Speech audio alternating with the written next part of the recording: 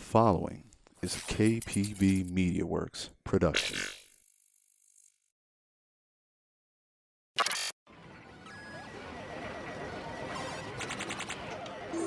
Choose your fighter.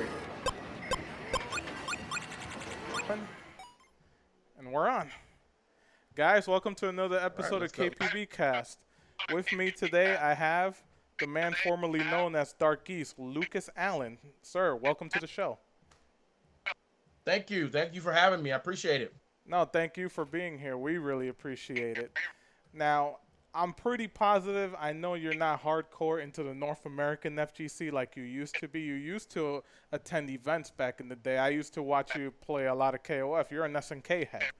So before we Correct. go, so take us through a little bit of your experiences with the North American FGC before you decided to do what it is that you do now. Sure. Basically, it's where I started. And I basically started with, when I got out of Texas Tech, I graduated in 2005. I went to school. I met someone named J-Ross64. He's a Tekken player. I learned a lot of stuff from him because of how he prepares. He didn't have a lot of competition around him. So I saw his work ethic. And I told him he needed to go to Evo because he's extremely good. I said, man, you need to go to Evo. And, we just clicked because of his work ethic. And, I saw the way he did stuff. And I was like, the way he did stuff, even if it's Tekken, I'm like, I'm going to apply that to what I do. There's no excuse for not being able to, get stronger and do what you need to do, regardless of your competition or not. You just got to work 3 times harder than everybody else. So I like that. And I took that ethic with me. And when I graduated, I went to Dallas area, like around Denton, Texas. And I met some people that went to me from Texas Tech. And at that point, I kind of found my niche. I said, you know what, I'm going to train up and I'm going to start going to these tournaments. And I tell people like anybody else, things didn't start off roses for me either. My first tournament, Texas Showdown, I would play Samurai Showdown 6. I got last place. So that was kind of like an opener. I was like, all right, I got to work a lot harder, so something's got to change. But that tournament, I learned so much from it. I tell people to this day, I'm like, you learn more from a loss than you do a win. I tell even the people, I'm like, you're going to learn a lot. I want to see how you handle loss. I'm not really concerned how you handle the win. I want to see how you handle loss. That's what interests me most. Because I know some people that is their breaking, either be their breaking point, or that can be where they turn everything around. So that turned me around, long story short. That after that, pretty much, a year or 2 later, here I am at Evo, going up against Tokido, grand finals with Samurai Showdown, and Wow. NGBC and doing all this other stuff, and things are just going. But even then, I knew I could take my stuff to another level. And that's I'm like, at that point, USA was like, USA had tunnel vision. Like, all they saw was Asia, which, probably still is now. All they saw was Asia. It's like, Asia's the gods. It's like, no one else exists but Asia. Asia's the gods. No one else exists. And so I saw that. I'm like, okay, this is great. But around the same time, I went to Juarez, Mexico. I got an invite from a friend named Penny, 2006. He invited me. He's like, dude, I think you as much as you're doing, you need to come see this. So I took his word for it. And I was like, man, I'm going to come down.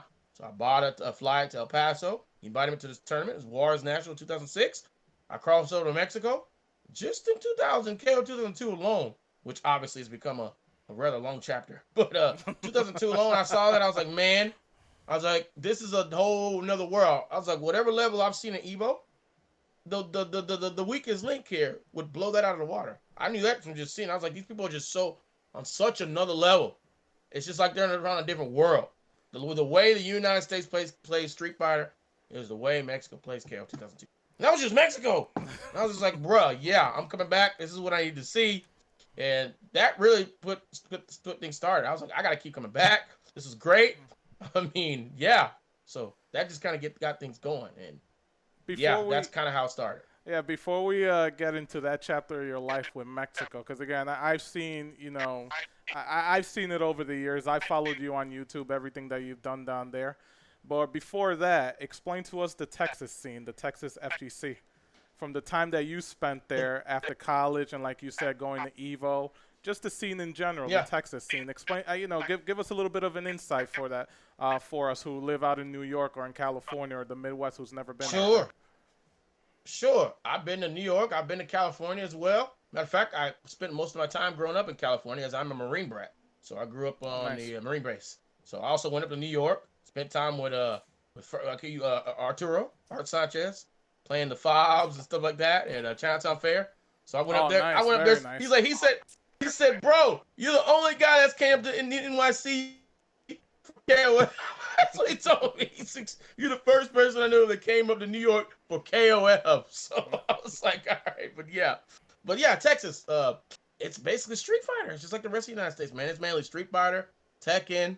Hard to find. You're fighting for KOF people. You're fighting. You got to find people to work hard to try to find people that get interested in it. Or it's like small. You gotta really work hard, which I can understand. So that gives people a wrong impression of it because they see the people up the street playing it in their local arcade or whatever, and so they think that's how most of the people play it from other countries. And I'm like, no, there's a world of a difference between what you see here in the United States. It may be the same nationality. It's a world of a difference. I've told people from what you see in the United States versus just hopping across the border. But yeah, it's basically just like the rest of the United States. Tekken, Street Fighter, basically they dominate. Some Guilty Gear, stuff like that. Very low SNK, I would say. KF13 is basically when SNK kind of took off with the United States, I would say. Real quick, you mentioned Chinatown Fair. Did you play the KOF guys here, like Taliban and his crew? Yes. I played with Chris Hu. We were playing KF96 in the day. I played a couple of Arturo. Yeah, I played a couple of those guys while we were up there. I had a blast, man. Me and Arturo were playing Real Bout Special, a couple other stuff, man. I had a blast. It was the time of my life. Unforgettable, man. If COVID comes, I would love to just go down just to go, kick it, man. I love to just revisit those old stomping grounds again. So yeah. Were you always an SNK fan, or did you dabble in other fighting games before you decided to say, you know what, I only want to concentrate on SNK games? I did dabble in other games like Street Fighter Third Strike. I could play that. I actually like that game. And so I dabbled in Street Fighter Third Strike, a couple other stuff. But just SNK just always seemed to click on me a little bit more. So, but yeah, I played Street Fighter, a little bit of Tekken, let's see, Mortal Kombat, a couple of stuff like that. But I would say I'm mainly SNK is mainly my. Is there a reason why? I would say. Is there a reason why you love those games more compared to everything else? Is it the characters? Is it the lore? Is it something else? Yeah. So yeah, I did play like Third Strike a lot. I grew up in Texas, so I kind of had to play that. I mean, even to get people to play KOF and other games, I had to play some of that.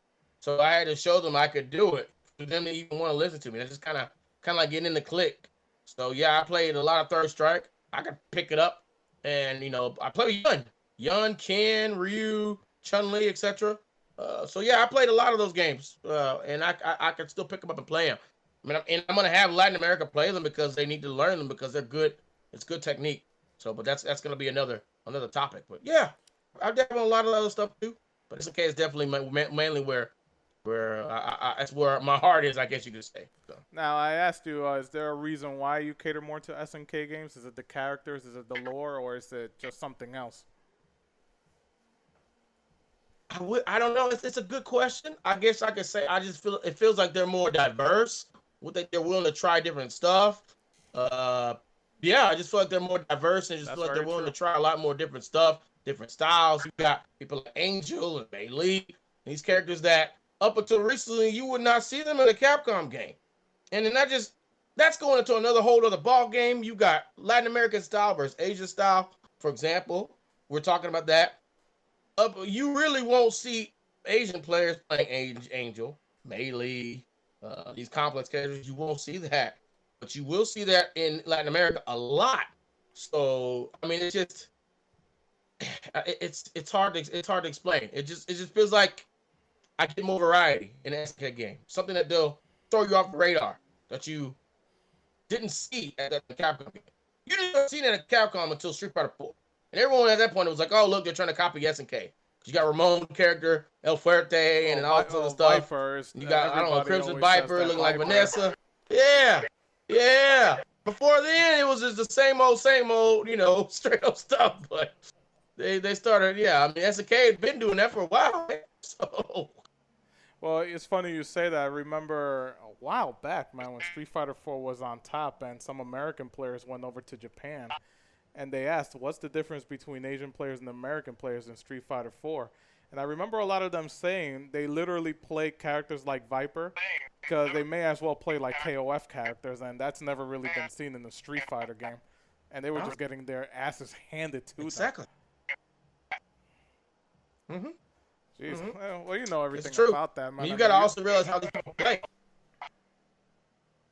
You got to realize how these people play the game. You got to go at it a certain way. And you got to also realize that country has its own style. So even though Mexico might be better than Japan in KOF 2002, as I've proven that may be the case, you still learn something from Japan. Like, who learned something while he was there in Japan? No way to play. It's different. People understand every country has its own style. Certain countries have its own tier list. I mean, it gets deep, man. There's just so much stuff you can learn traveling. Hard to do, obviously, down here. Now, before you started making your way down to Juarez, playing the Juarez players, I know you became the president of the gaming division of LDA. And from what I understand, LDA is basically a services group down there that helps, translation, workforce, and everything like that. How did you happen to get a position for a company running a gaming division? Correct. Yeah. Well, basically, LDA does a lot of different things. Like right now, we help with translations. I help with insurance right now. I've got a Bitcoin app that I run that I'm official to run with Bitcoin. Nice. I'm about to actually start something else on the side that I'm actually have a record label. So I have a record label that I just finished having. So I'm actually literally going to be producing for various stuff. Producers, signing What's the artists, name of the label? Musicians. So there's a lot of things. There's a lot of different things. I like doing the gaming for fun. That's why I tell people literally gaming. I don't do it for money. I like doing it to help people. I just literally feel like that's what I'm here to do.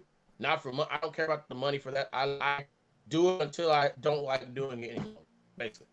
Well, you've been doing it now for how many years? Close to 6 years, right?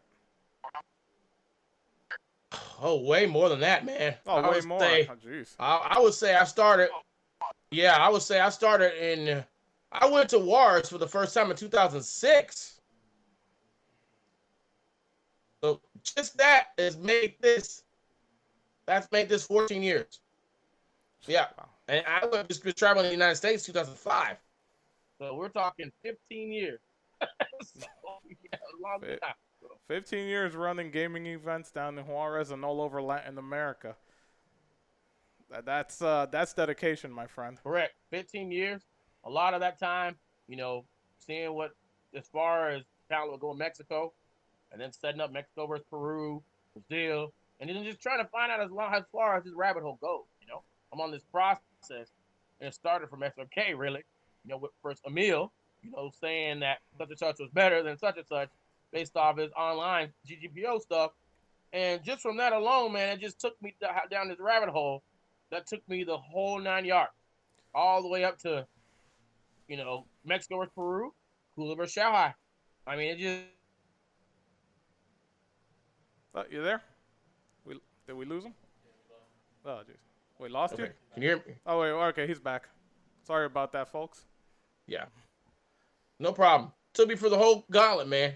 Starting from, like I say, the whole Emil stuff, saying, GGPO, that Japan was better than Mexico because of GGPO matches.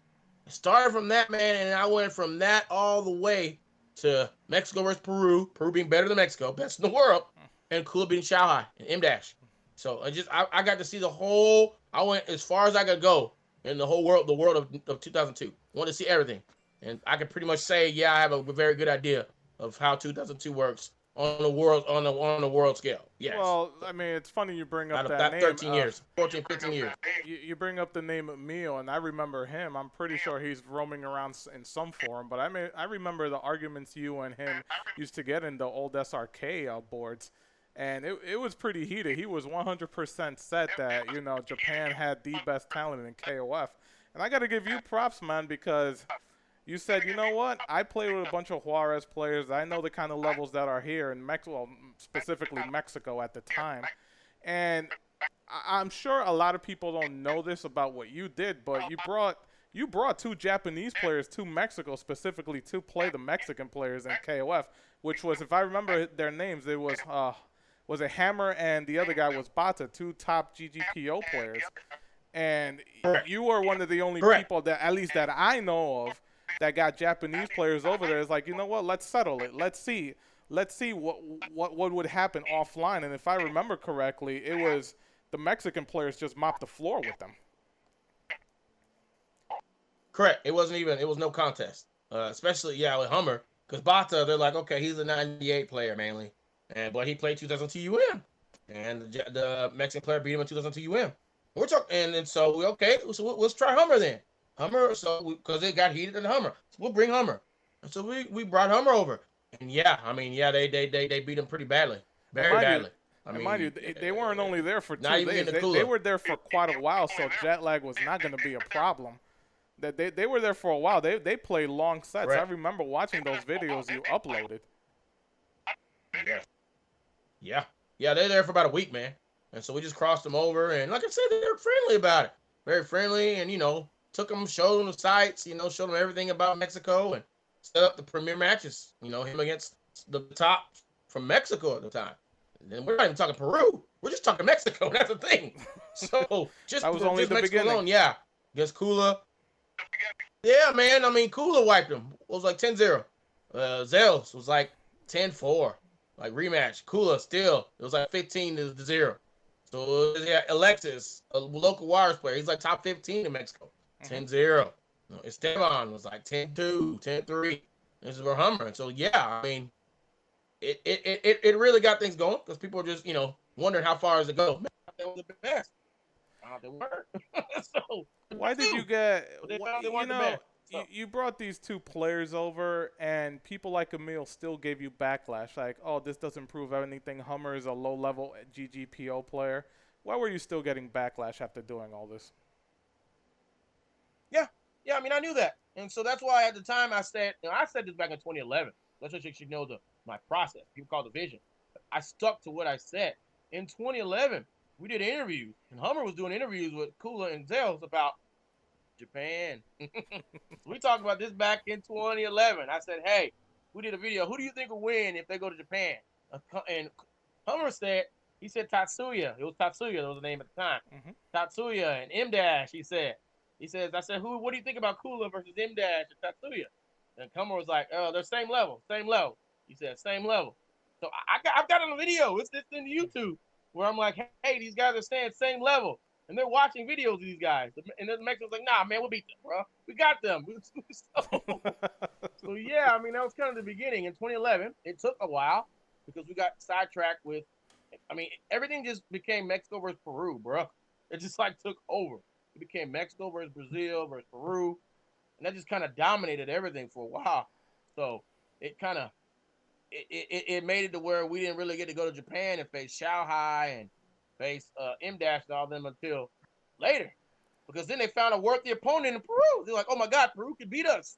So everything just became Mexico versus Peru. Mexico versus Peru. That's the only thing that matters. But like I said, even before that, why were you getting so much backlash from guys like Camille? It's like, look, I brought these Japanese guys. They got destroyed. Is that when you decided that it just wasn't worth it dealing with the North American KOF scene and you just decided to take your project down to Latin America?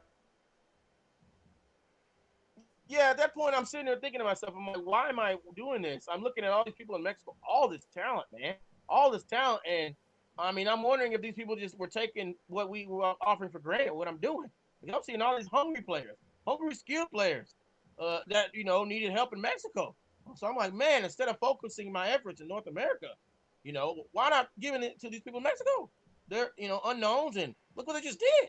So I wanted to focus there and see how far that could take me. That's basically what happened. I even took somebody from the United States to ours. This guy from Minnesota. His name is Dojo Destroyer. I took him down there so he could see for himself. And, he saw whole another world, man. Playing up north. Yeah, playing in the Cats that came up north. And playing in Wars, bro. It's a whole different ballgame, man. A whole different ballgame. You take your talents down to Mexico to the Juarez players. Again, I've seen a lot of those videos, Battle for Mexico 2011. I always enjoyed the Zeus versus Kula matches because I'm pretty sure they're the cream of the crop over there. Their matches were always awesome. So take us through your idea of saying, you know what, I'm going to go down there. Like, how does this idea get put together? How do you pitch it to your bosses? And, just take us through it. How take us through the idea of saying, you know what, forget it. I'm gonna head down there. This is where I'm gonna invest my time. Take us through that. Sure. I've been traveling a lot, man. So where I was I had contracts because I have a master's degree in psychology. So I had contracts in El Paso. So I got a lot of opportunity to every 2 weeks, man. I was able to go to El Paso. And so, I got sent to El Paso for doing contract work in psychology. And I just decided instead of standing in a hotel in El Paso, I just called my buddies up in Juarez. I said, hey, man, when I get done with this, I'm going to cross the bridge. We going to have some fun. So hey, you save yourself a lot of money, right? That happening every 2 weeks. That was happening. And once I did that, man, I was playing. So I am playing myself, And at the time in the United States, my greatest rival was the Triad from North Carolina. Okay, they were my biggest rival in pretty much all KOF games. I couldn't get over the hump. Once I started going to play Mexico and Juarez, my level was starting to get much stronger, and I saw it. And then once I actually came back, NEC, it was like I have an NEC tournament. It shows me versus Cajun Strike and me versus Piso. And I beat 75% of the Triad.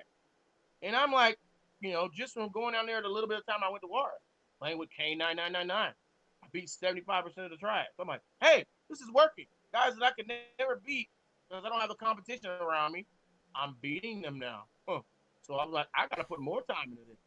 Then I put more time into it. And I'm traveling more and more and more and more and more and more. And I never got to beat the Answer from California.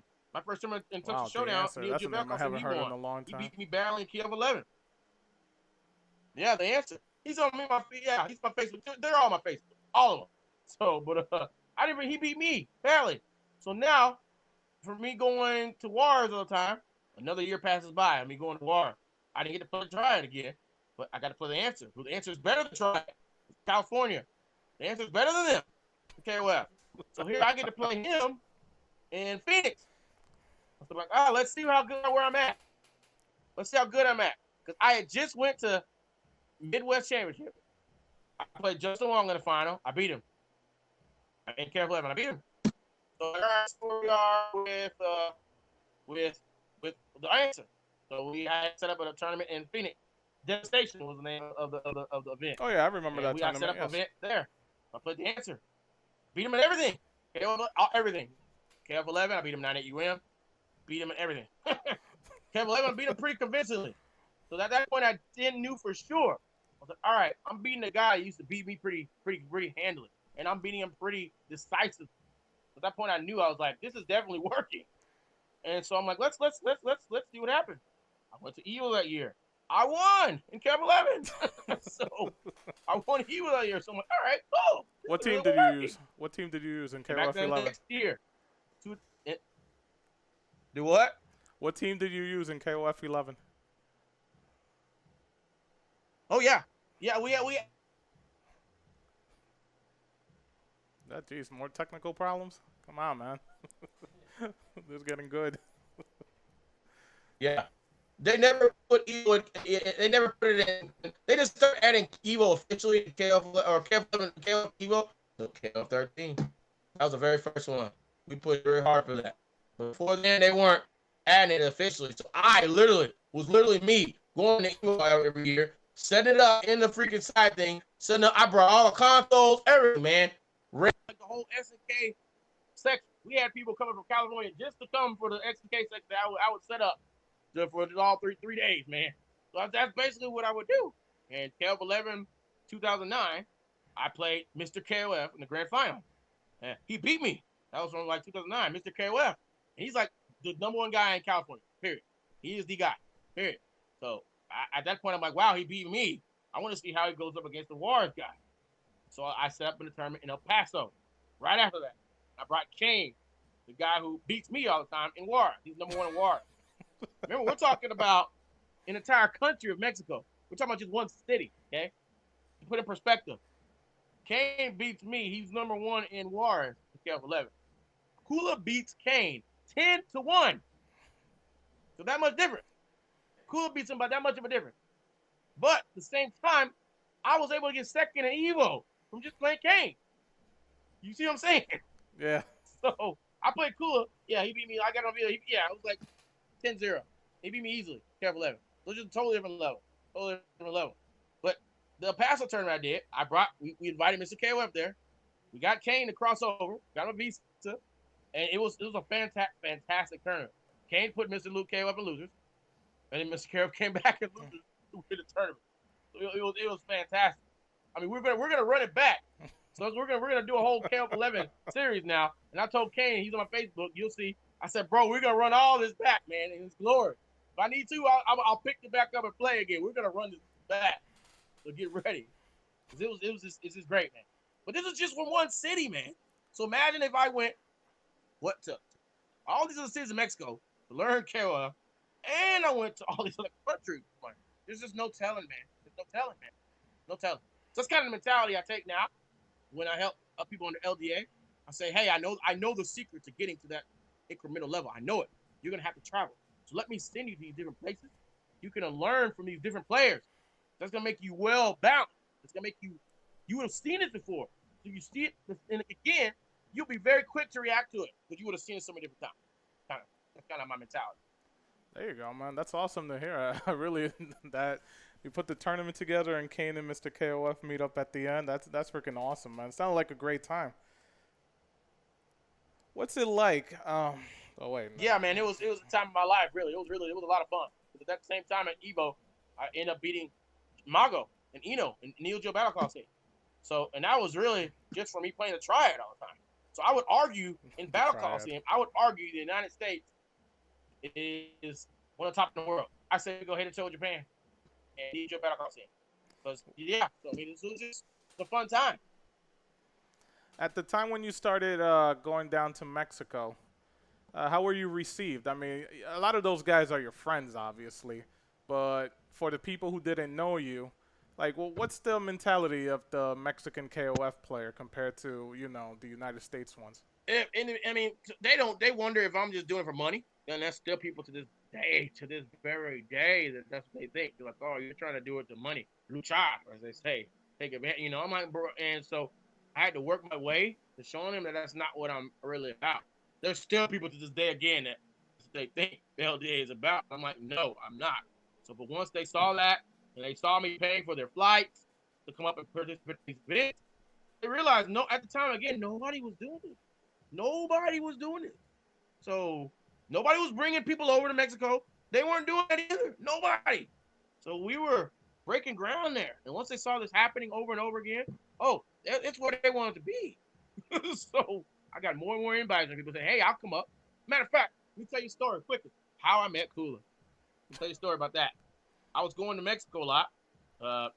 He saw what I did with Bata, the first Japanese player I brought. He saw how they beat him. And so Lecter, my contact, the organizer in Juarez, Mexico, my Facebook too, he said, man, this guy Kula. I said, who is this Kula guy? He goes, he's the number 1 player in Mexico. Oh, really? Yeah, he's number 1 guy in Mexico. I said, he saw what you were doing, and he's jealous. So he said, he wants to come up now. So I said, okay, he's jealous that I brought Abraham. Yeah. Play Bata. He saw what he did. So I said, all right. So he says he wants to come to the next one. So I said, all right, I'll take a chance. That's what I said. And I'll bring him up when I play in Hummer. We were playing and the next guy to bring. And Lecter was talking to Emil. I said, we're going to bring Hummer. He's talking highly about this Hummer guy. I'm going to bring Hummer up. We're going to set up Zeus, who I know is number 2 in Mexico. Kula. I'm going to get Bart, Andres, Luis Chow. We're going to have the whole guy, all of them, against this guy you call Hummer. So I said. So, and the rest was history. After that was just, woo. So, I'm grateful still for everything that happened, despite, how things turned out. You look back, and again, man, yeah, it's the time of your life. The time of your life. No questions asked. I wouldn't take it back for nothing. Nothing. What's the mentality of the Mexican, just the Mexican, not the whole Latin American, because that's where you did start. What's the mentality of the Mexican KOF, SNK, Street Fighter player from your experiences when you started going down there? When I first going down there, it's kind of different. I'm just trying to think how to. I want to tell you exactly the truth, but at the same time, I don't want to come off as the belittling. I guess their mentality for a lot of them there is different. It's kind of like some of them don't want to work too hard for everything. They just kind of play due to custom. It's kind of how it is. It's like it's custom to play and have fun and drink and socialize and stuff like that. And so they always, when they see foreigners come in, some of them, they think that you're trying to get money. So that's something I had to cross, and I ran into a lot. And I still run into some pockets of it. And people just think that we're trying to just do it for money, and that's not the case. Don't make any money off this. So that's the mentality. But there are a lot of hidden talent and people that just want to go travel and experience things and play Shanghai and compete against Peru and stuff like that. So it depends. It's complicated, really. It's very complicated because there are some people that they too are looking for just money and they just want to travel, etc. So it's a very complicated question, I would say, to say the least. Well, Mexico's complicated. Well, a little bit of a follow-up with that question. Was that the hardest thing that you experienced when you were trying to do what you did? You know, like you said, you said it yourself. Some of them don't want to work hard. They just want everything handed to them. You know, they look at you as like, okay, what's this guy here? What does he want? Was that the hardest part about your job? Yeah, it made it very hard because they're trying to understand. They like, first off, you know, I get these videos of Kula in freaking Japan, and they want to steal them and upload them to the videos and stuff. I'm like, guys, I'm not even making money off of this. Like, you have no idea. I just spent $5,000 for Kula to go up there and play, and y'all want to rob and steal these videos and put it on Kayla's funeral and stuff like that. And we had to tell the people Japanese. I said, look, the first time he plays M-Dash, people are gonna steal the video. The second time, I told him, I said, look, man. The second time you play M-Dash, stream it, but I mean, like just stream it, like record it. Don't put it live on the internet. They've already shown you they're gonna rob it.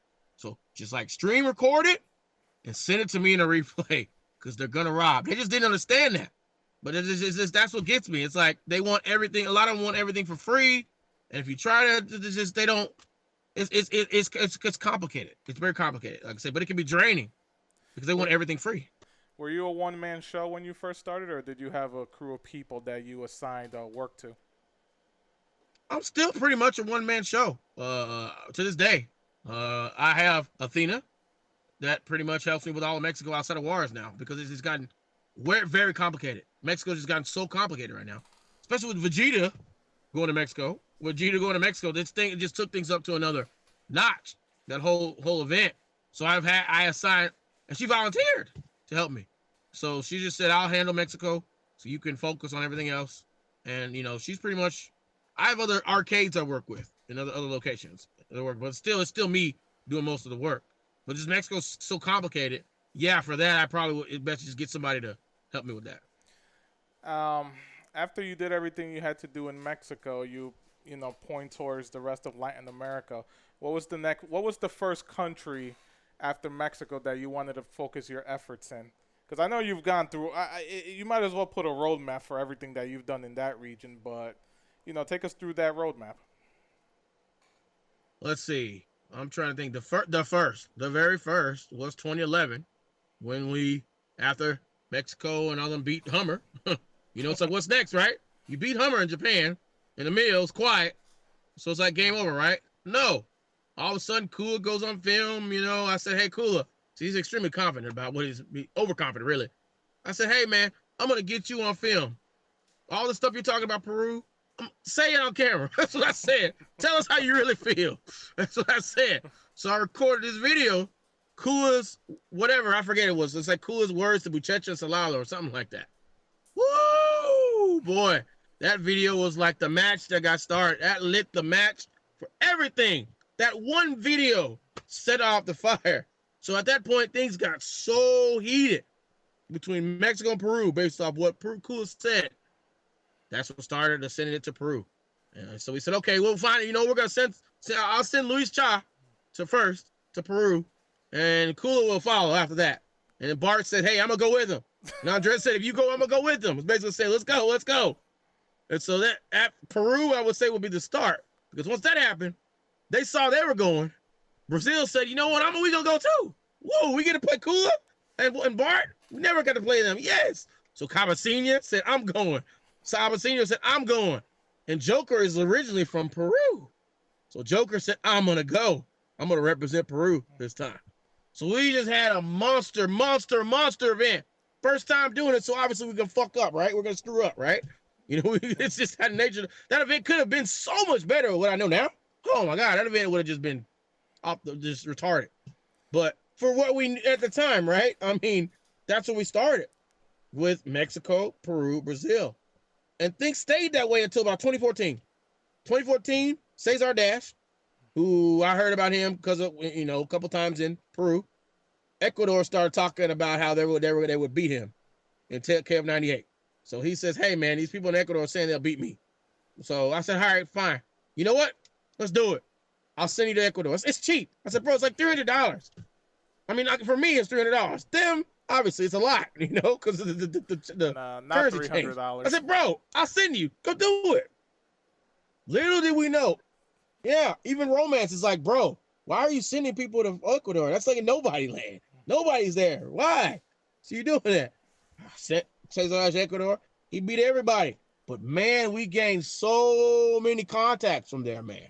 So many good people and good friends and contacts, and they do have a respectable level in 98. They do. He said, bruh, I beat everyone, but don't be fooled. They got some skill in KF 98, man. Don't be fooled. And so that was the first country. I would say Ecuador would be the first. After Ecuador, I'm just trying to go back through memory lane. We got caught up with all the 2002 stuff still. So we just went back between, when is Kula gonna come back to Peru because he got his ass beat last time he came here? Because he's scared. And so during that time also, we sent Toshi to Mexico. So it was basically Mexico versus Peru. Peru was Mexico, back and forth. 2016, sent Kula back to Peru. And everyone's like, oh, Kula's coming back. So it's big. He's coming back this time. So let's see how he acts. You know, Kula went back to that in 2016. He beat Toshi. I told Kula, I said, look, man, if you beat Toshi, because he's handed you your ass, he's 3-0 versus you. I said, if you can beat Toshi, I said, I will send you to Japan. You want to go to Japan? I will send you there. But you're going to have to beat Toshi. So he went to Peru in 2016 with the objective of beating Toshi. He beat Toshi. He did. But Mono beat him. So this guy Mono, due to being Kula, became the star, the guy. That was Mono's coming out party. Mono's another beat top Kula Peruvian 35-32. Yeah, 50-48. He beat him. That match still is just like to this day. I would say probably the best KO 2002 match I've seen in my life. Kula versus Mono first to 50. The best I've seen in my life, hands down. He plays melee. He's the student of Joker. And so see, Joker is the student of Buchecha. And we all know Joker beat Kula. So it's this Brazilian style play of melee that just has been undoing of Mexico, because they're not used to seeing that style play. They're not used to seeing it. So that style play is just giving them hell. Let me ask you a question. Let me ask you a question about Kula. Hey, listen, I've seen the videos of him. He's a pretty smart guy, and it's understandable. He's very skilled. Did losing to Toshi humble him? Or was he still very smug afterwards? I'm going to say it like this, because I made a post about it to this day, and I was referring to it indirectly when I posted it today. I was telling Athena today, I said, hey, some players, when they lose, because he lost to Toshi 40-24 in 2011. I saw the video. I mean, that was 40-24. So before that, again, he said there were no skill in Peru. He said there were nothing. So he said, he told me after that match that day, he said he cried. It was that bad. It was that bad of a humbling of a victory for him. But remember, he lost a Joker 40-31. Yes. Also. So he got humbled in Peru. Bart did better than him. And Bart's not even the top player in Peru or in Mexico. No, he's not. So they just changed the whole mentality. At that whole event, just changed everything. that whole event, everyone was thinking, Cool's gonna come and beat everybody. And that whole event, we started to realize matchups are what makes a difference. We realized that event clearly. Because we're like, wait a minute. Bart beat Toshi. Peru couldn't believe Toshi lost. Toshi lost to Bart. To this day, Toshi has not beaten Bart. Every time he goes to Mexico, he loses to Bart. He might beat him now because Bart's out of practice, but that's just been his Achilles heel, the style matchup. So that humbled Toshi. But yeah, Cool has been humbled by his loss to Toshi. Yes. He's lost to Toshi 3 times. And he's beat him twice. Yes. So let's go back a little bit. You got the Mexican players going to Peru. You got Brazilians coming down to Peru. Everybody wants some of this KOF action. Take us through all that fun of putting all that together. I'm sure you had a lot of fun and a lot of headaches. Yeah, man, it was a lot of like I say, at the time, man, we were just going on the seat of our pants, right? Yeah. If I did, and I don't know, I've mentioned this. I'll go on the record. I'll tell people right now. The only way I will go back to 2002 right now is for 2. Right now, I'm letting Athena and Romance handle 2002. So if you see if you're on Facebook or whatever, you'll see Las Vegas Force doing a lot of 2002 stuff right now. The way I used to do it. You'll see Athena Mex doing a lot of 2002 stuff. They'll be like, well, what wasn't this one guy doing it? Yeah, I'm letting them do it so I can focus on other stuff right now. But if I were to go back to 2002, I told people there's 2 reasons I'll go back to 2002 now, knowing what I know, going through about. The female, I call it the Queen of Fighters. The female. It's the female recreation of what you're just talking about. Mexico versus Brazil. It's the female version of that. Knowing what I know, I'll go back for that. And I'd go back for Latin America versus another continent. Because Pakistan has been begging me to get a shot in 2002. They want to play Vegeta. They want to play these other players. So I said yes, because we missed them. Because we got so caught up in all this other Xiaohai and Big Name M-Dash and Tatsuya and all these other people. Pakistan's like, what about us? So I said, you know what? It's not fair that we missed you all and all this. So yes, I will make those 2 exceptions. We will include Pakistan. And we'll have Latin America versus Pakistan, and LDA will get involved in that. And we'll tell people and make sure. But at the time, man, we were just going to the seat of our pants, man. We were just planning personal matches, first to 30s. Because that's how they did in Peru. And they're not used to that in Mexico because they're used to like first to 15, first to 20. So it was kind of different, man. We were just like literally experimenting on the seat of our pants. So we just playing by ear. I'd imagine you do first to 50s, especially in KOF 2K2. I could imagine how long those take. I mean, I'm sure you do them because, I mean, when the heck are these guys ever going to see each other again? It's not as if they're freely traveling. Correct. That's a whole other ballgame. You want to talk about first to 50, Kula and Mono? Whoo, that's a whole other story right there, man. Let me tell you. How long did that match take? That's some stuff right there. That match took about 5 hours in 2016. Because he lost the first one, 35-32 to Mono. Then he lost the rematch, 50-48 to Mono. And after that, they have not played again in 2002 because when he went back in 2018, it's on camera. Kula said, I told him, I said, bro, everyone wants to see you versus Mono. You're on the cover of the damn flyer. I put you on the cover. That is the match everyone wants to see. He's on video saying, man, I know Mono beat me. I don't want to play him. I'm coming for Vegeta because Vegeta was #1 in Peru at that time. So I'm like, bro, you were just admitted that you know Mono's going to beat you. So you chicken shit. So I'm going to count that as an L. And yeah, go ahead and play Vegeta. And Vegeta whooped his ass too. So. What was the score of that? Which one? Vegeta? Yeah. Vegeta versus Kula. You'll see that match. Vegeta versus Kula. All right, that's another history. Vegeta versus Kula, the first time they played was in 2016 when Kula beat Toshi.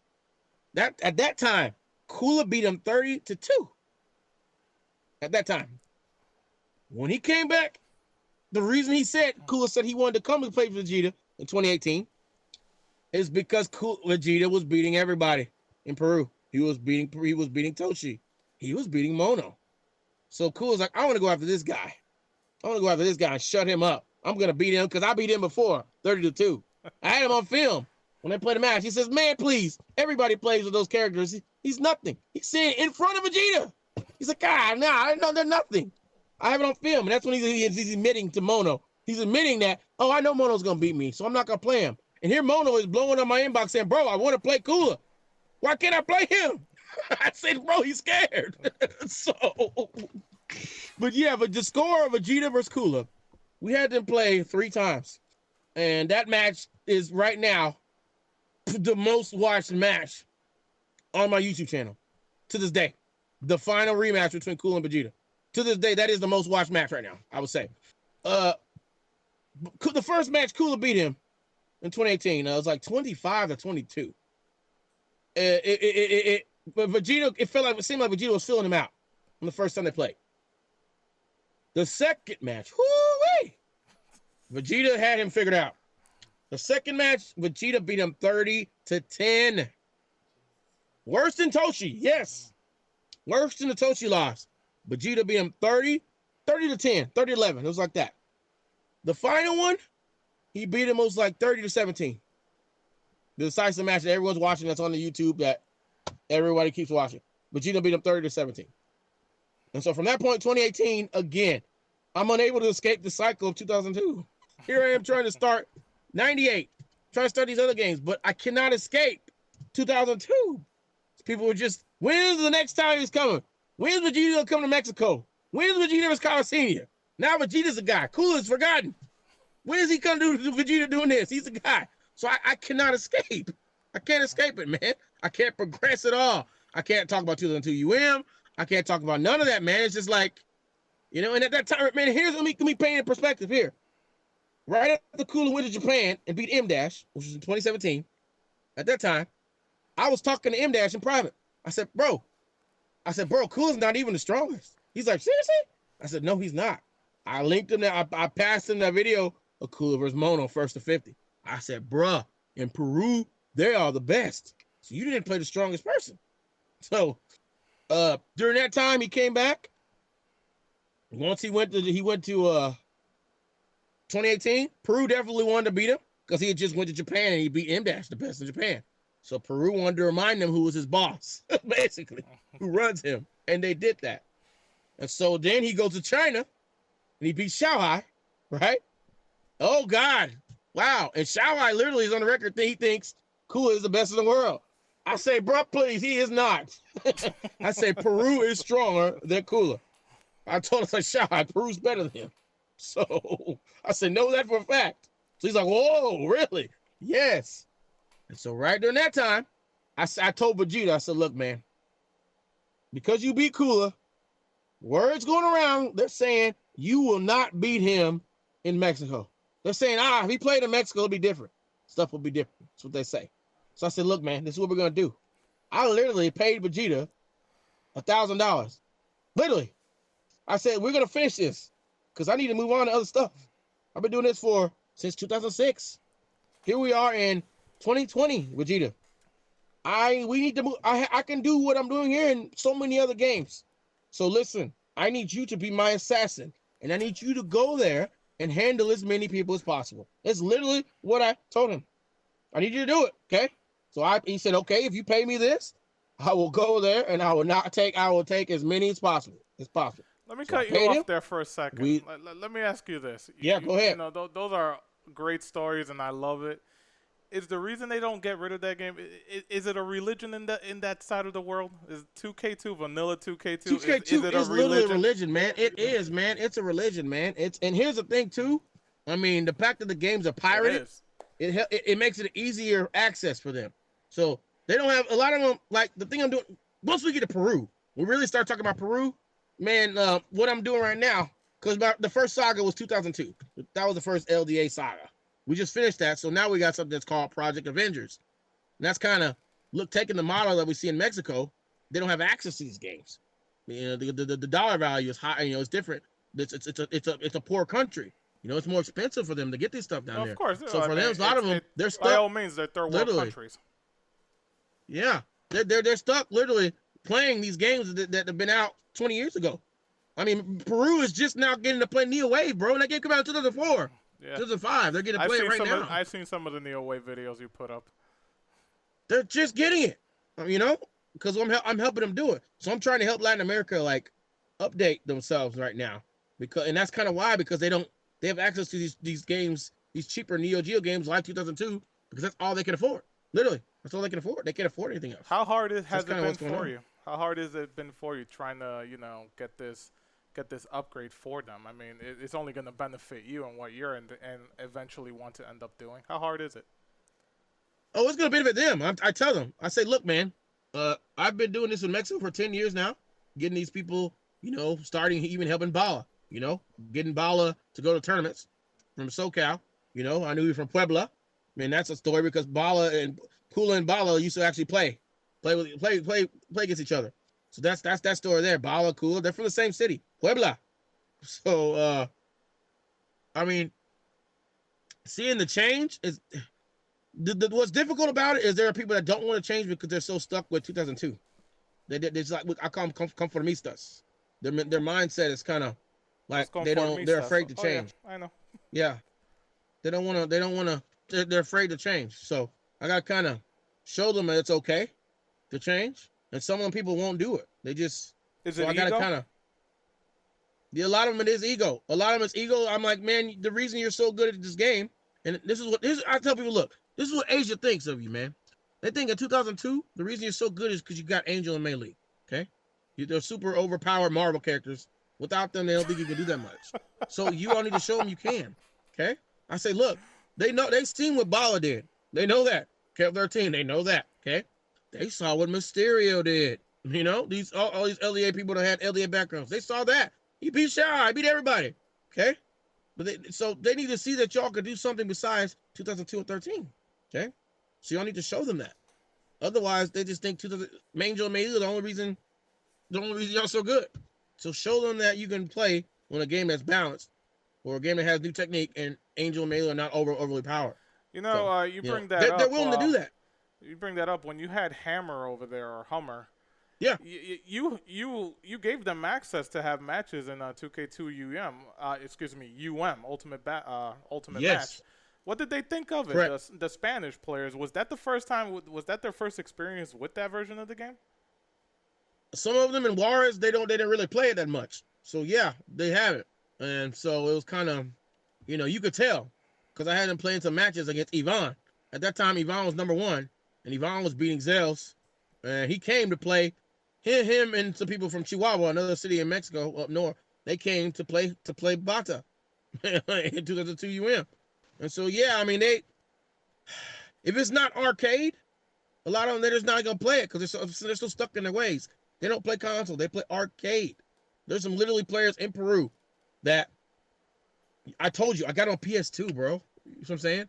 A PlayStation 2, man. They are just now playing the PlayStation 2 for the first time. Can you believe that? I believe it. I believe I read maybe 3 years ago or something like that. Like some parts of Brazil literally just got the PlayStation 2 for the first time.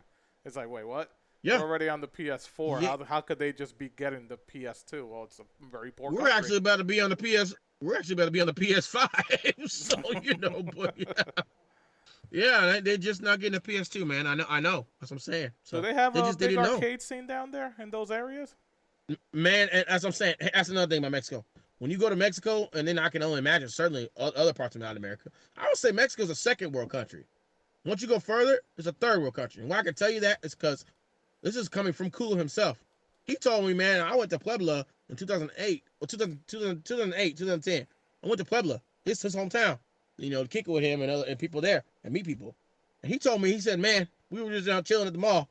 He said, bro, when you send me to Peru, he says, remember, I'm Mexican. You see me, I'm not rich. I'm poor. You see that? He says, bro, in Peru, I'm rich. He said, I'm rich in Peru. My Mexican peso goes so much further in freaking Peru. You know what I'm saying? He says, in Peru, I thought I was poor, bro.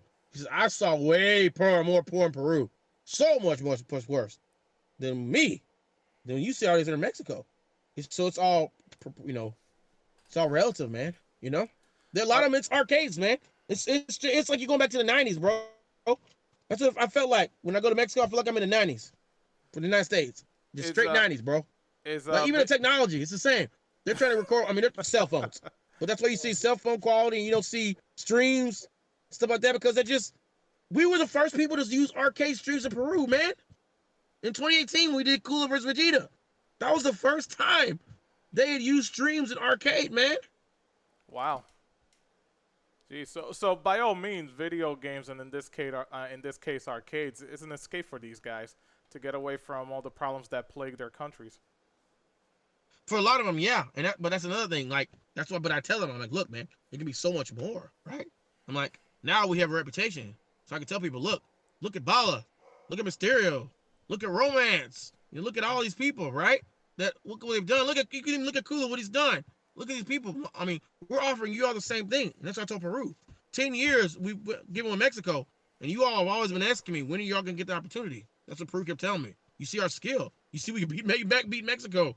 When are we gonna get the opportunity? Here now is your opportunity. So I tell them. So now's your opportunity, and they're eating it up. They're eating it up, man.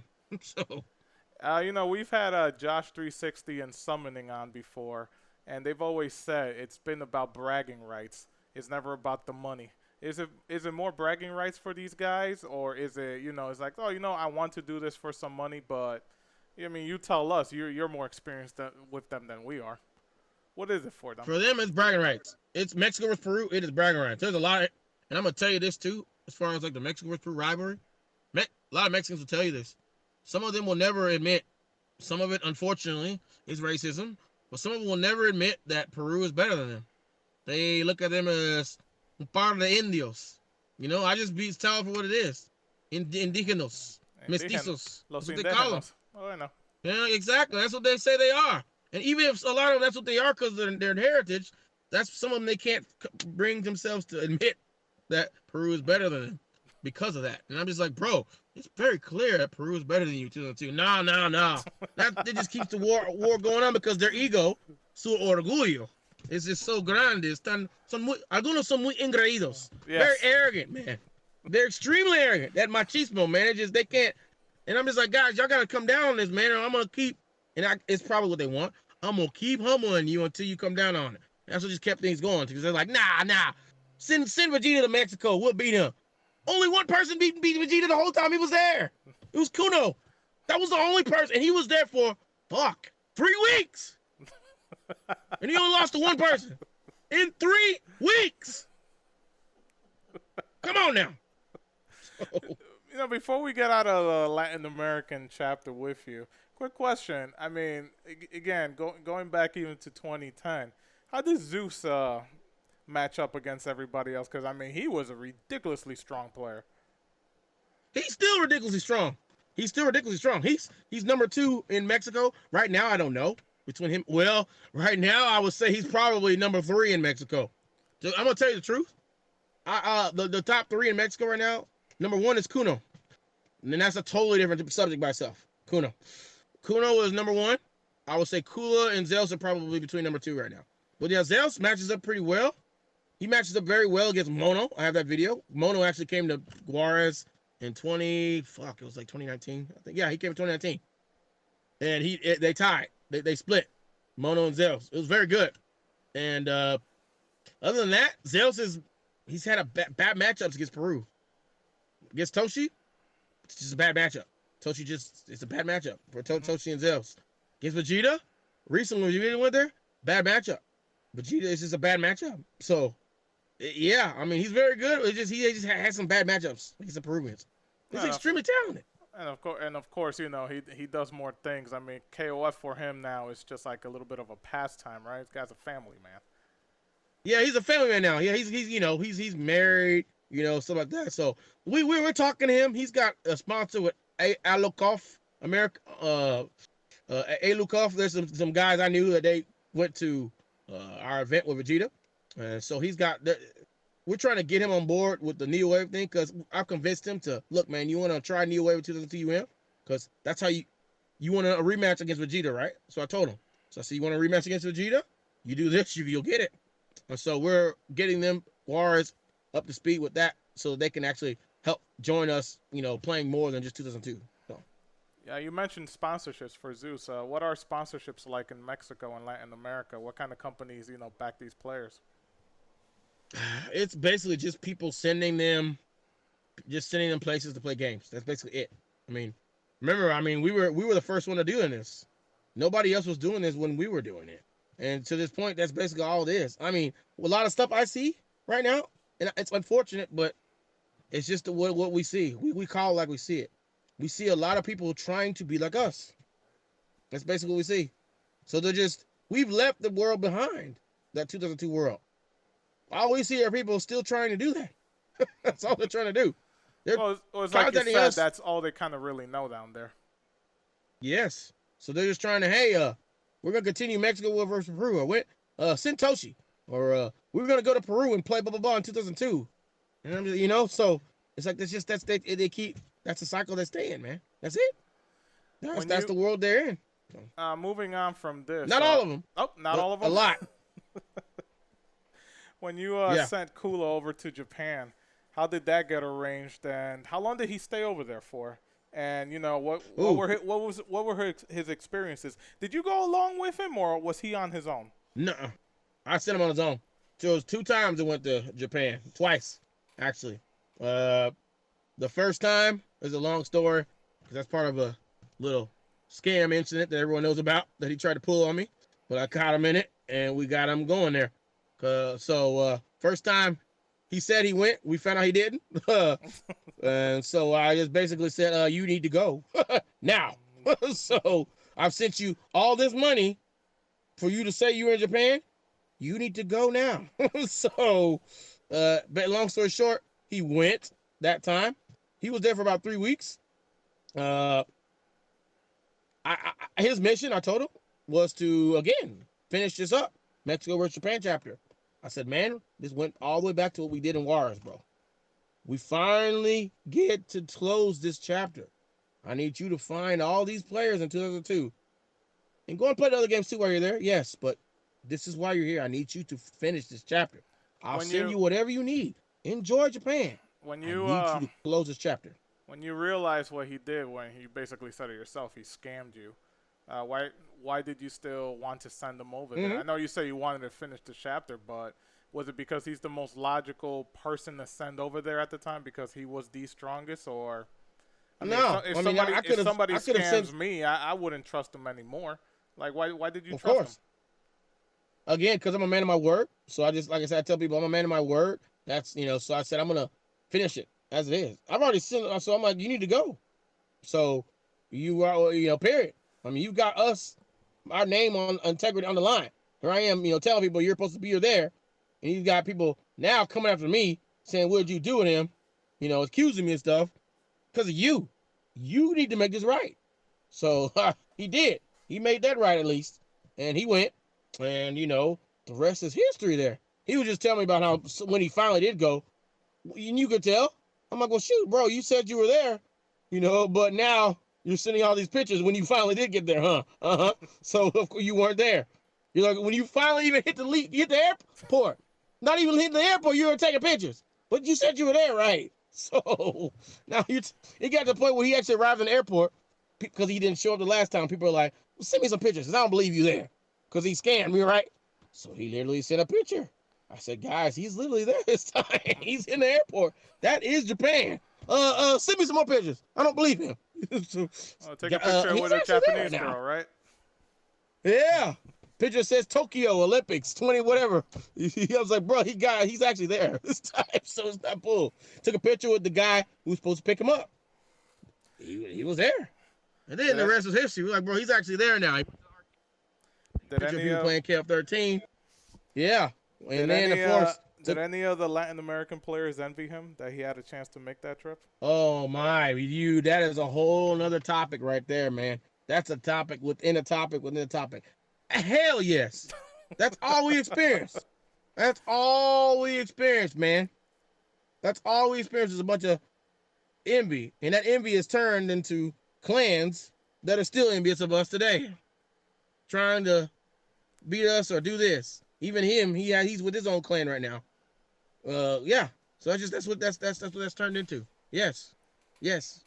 So are you happy that you got rid of that headache? I mean, because by all means, I think you said it earlier. He really, as talented as he is, he's a headache. Yeah. Yeah.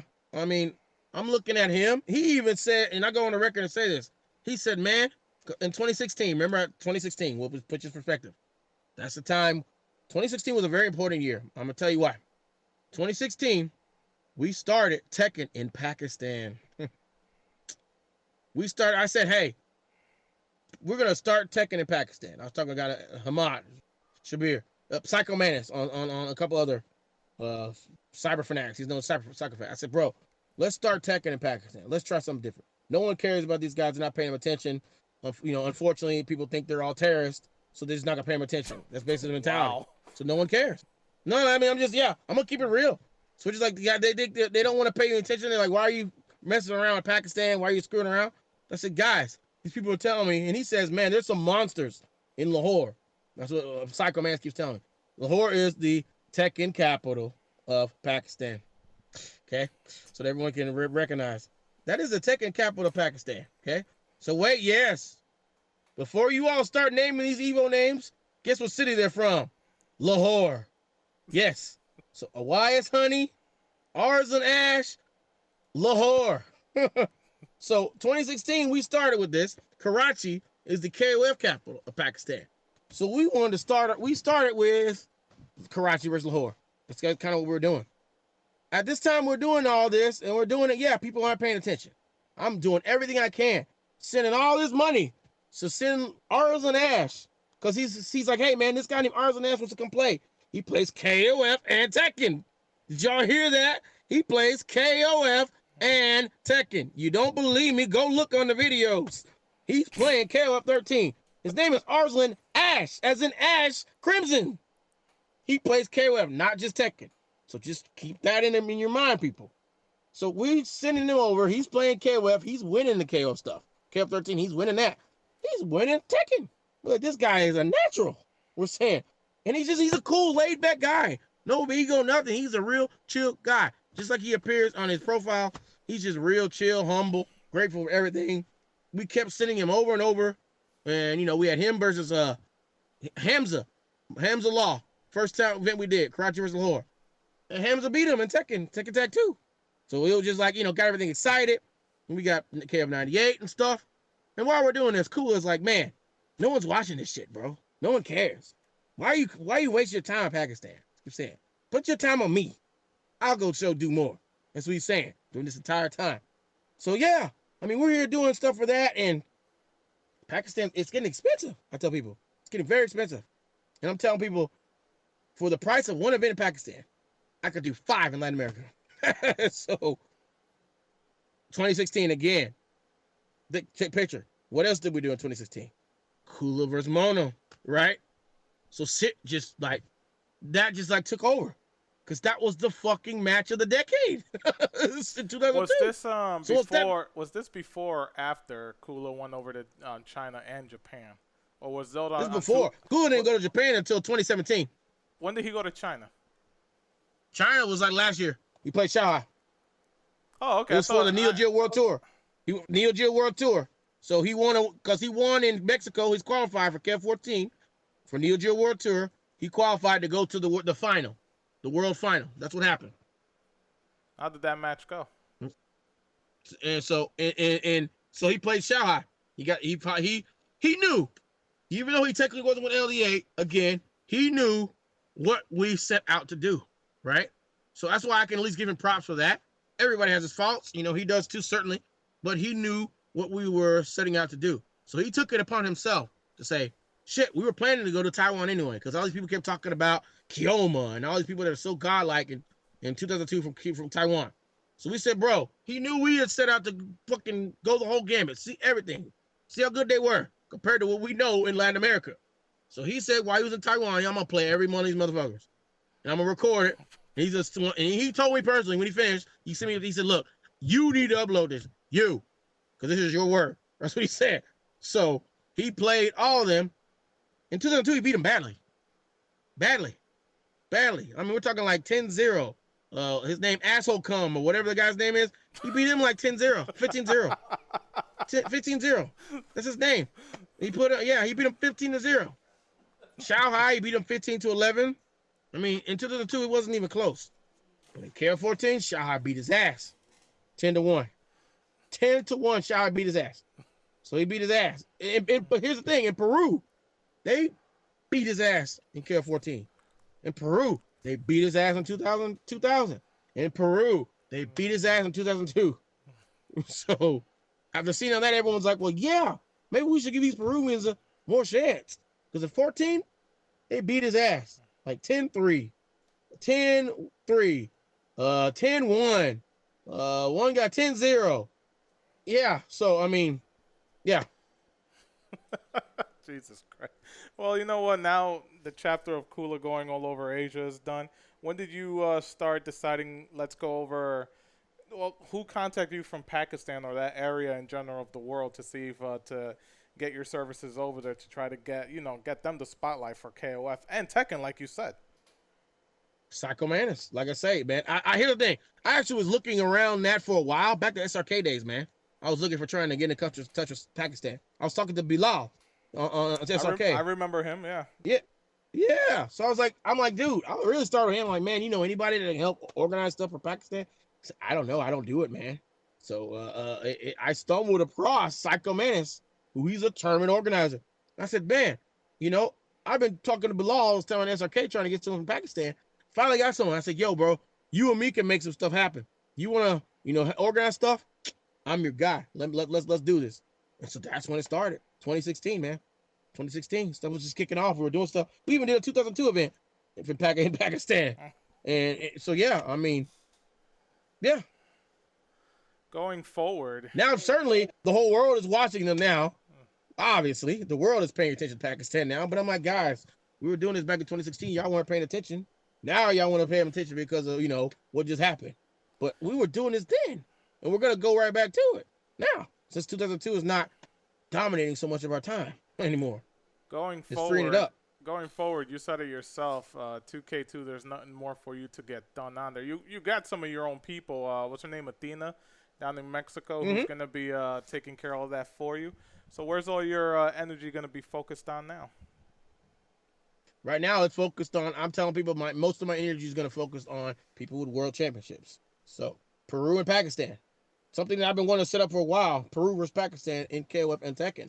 Now, I think now is the perfect opportunity, post-COVID, of course, to make that happen. Because they're both monsters. Peru is world champion in 2002, world champion in Pump It Up, world champion in Tekken Tag 1. Pump it up. So, yes. World champion in Tekken Tag 1. And so, obviously, Pakistan's been a world champion in Tekken 7, very clearly. They play all these other games as well. And I'm like, now is the perfect opportunity to, give Peru a lot of the spotlight.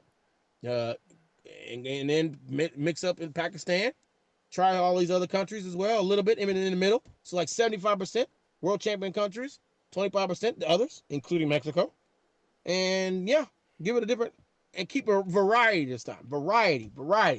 So the main thing is now variety. We're going to have Samurai Showdown, Last Blade, SVC Chaos, Neo Geo, Fatal Fury, World Heroes, Tekken Tag 2, Tekken 7, Street Fighter Third Strike, Street Fighter 5 Championship Edition.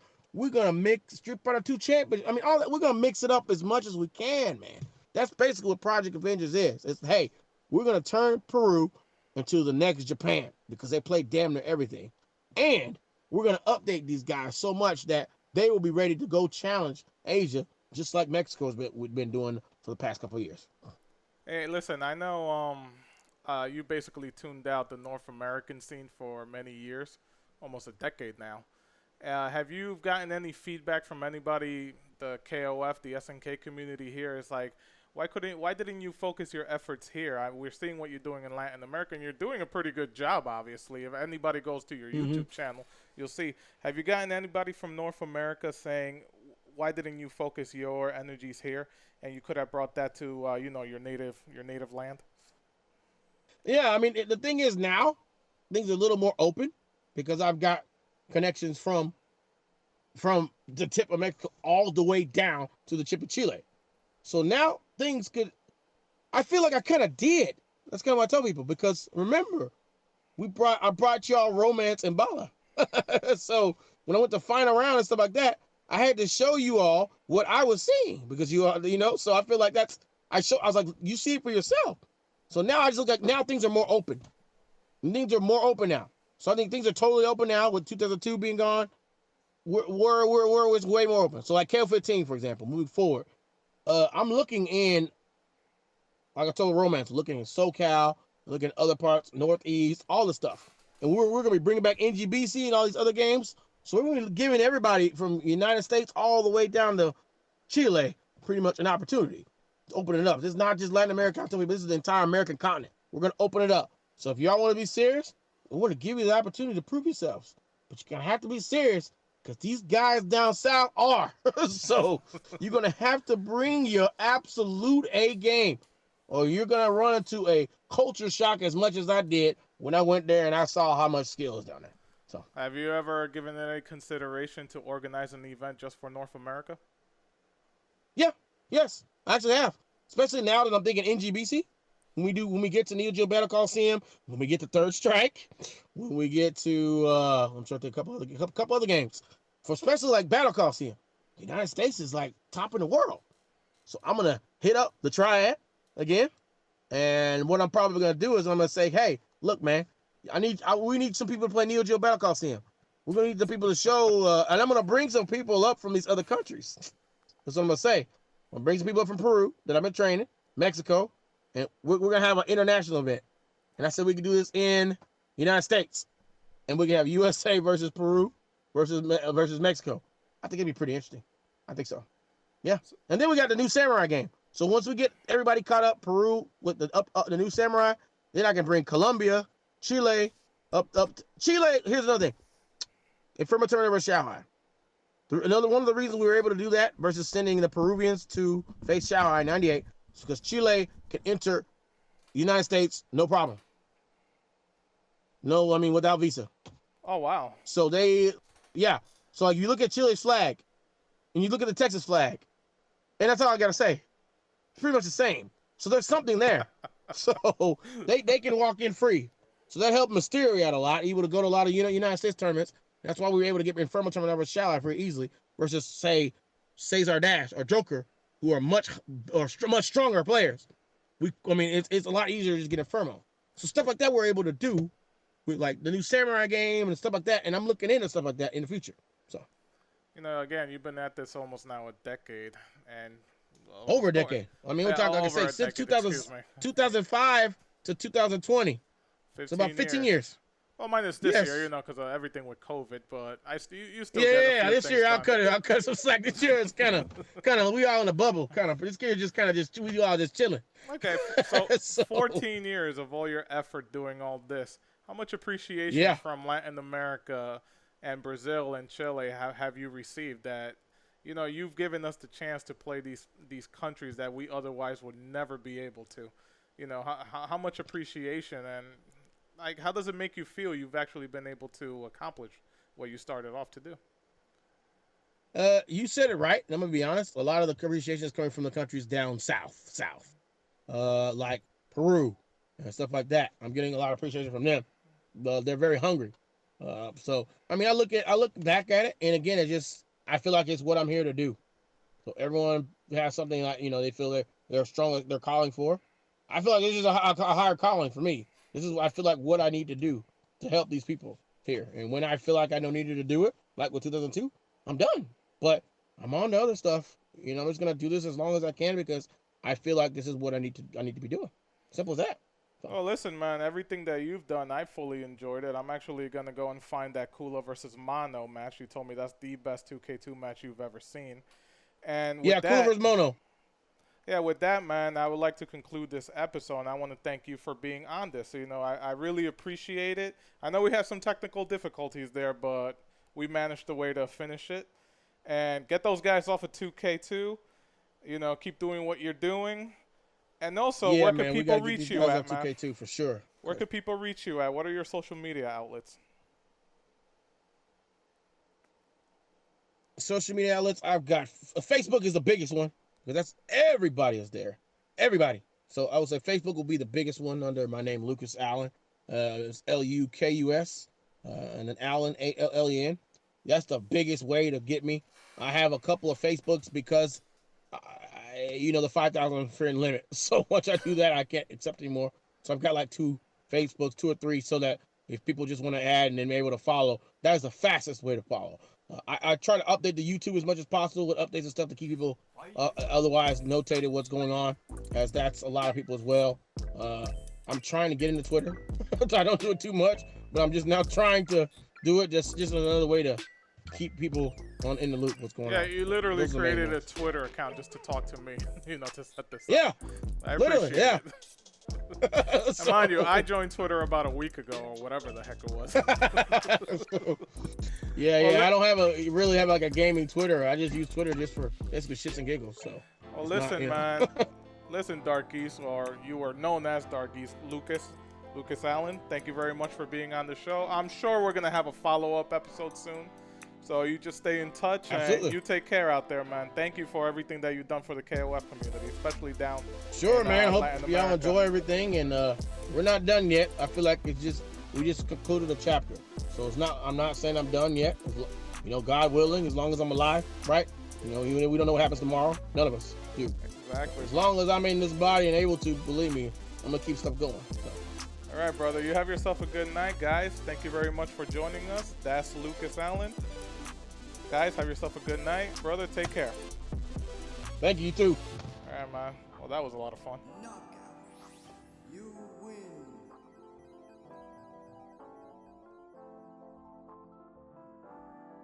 This has been a KPB Media Works production. This has been a KPB Media Works production.